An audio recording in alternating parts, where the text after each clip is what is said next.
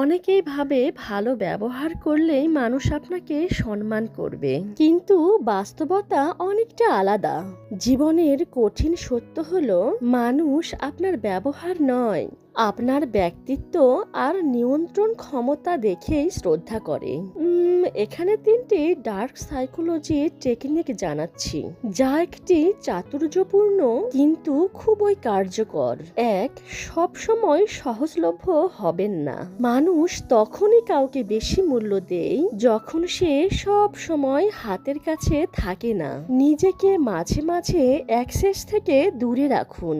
অনেকে তখনই উপলব্ধি করবে আপনি কতটা গুরুত্বপূর্ণ। 2, না বলতে শিখুন। সব অনুরোধ মানা আপনাকে ভালো মানুষ নয়, দুর্বল মানুষ হিসেবে তুলে ধরে।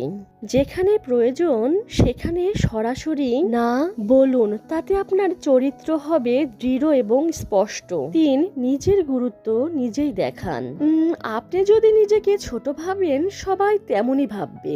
নিজের প্রোফাইল, কথা বলা, শরীরী ভাষা, এমনকি সোশ্যাল মিডিয়াতেও এমন একটা ভ্যালু দেখান যেন আপনি নিজের মূল্য জানেন। মনে রাখুন, ভদ্রতা থাকা ভালো, কিন্তু ভীরু হওয়া নয়। নিজের প্রভাব তৈরি করুন, তাহলেই মানুষ আপনাকে গুরুত্ব দেবে। আসসালামু আলাইকুম গাইস, আপনারা সকলে কেমন আছেন? আলহামদুলিল্লাহ, আপনাকে দোয়া ও ভালোবাসায় আমরাও সকলেই ভালো আছি। দেখো, বিকাল হয়ে গেছে, আমার সোলপল করছে, মামনি নুডলস তৈরি করে দাও, তোমার হাতে নুডলস খেতে আমাকে অনেক অনেক ভালো লাগে।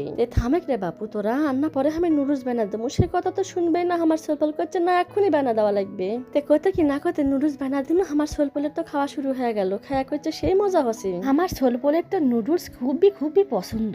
তার কক যদি 3 বেলা নুডলস বানা দেওয়া যায়, তাও কবে না আমার কোনো খারাপ লাগিচ্ছে, কবে ভালো লাগিচ্ছে, আমরা আরো খামো। তেলে বাপু, তোরা যেটা খাবো তাতেই আমি খুশি। এদিকে আবার রাতের বেলা আমার মন করছে গরম গরম ডিম ভাজা, আর তার সাথে পেঁয়াজিটা খেতে ভালোই লাগবে হিনি। তাই তো ডিম ভাজবা গেছি। ডিম ভাজবা যায় দেখি হলুদ নাই, তে কি করবো, হলুদ ছাড়া ডিম ভাজিছি আমি একটা জীবনের প্রথম হলুদ ছাড়া ডিম ভাজিচ্ছি। এইদিকে ছাদের উপর যায় দেখি বাপুরে বাপু, আকাশ এক্কেরে মনে হচ্ছে নামা পড়িছে। এক্কেরে চারিদিকে কালো মেঘ, মনে হচ্ছে মেঘ আমার উপর রাগ করিছে।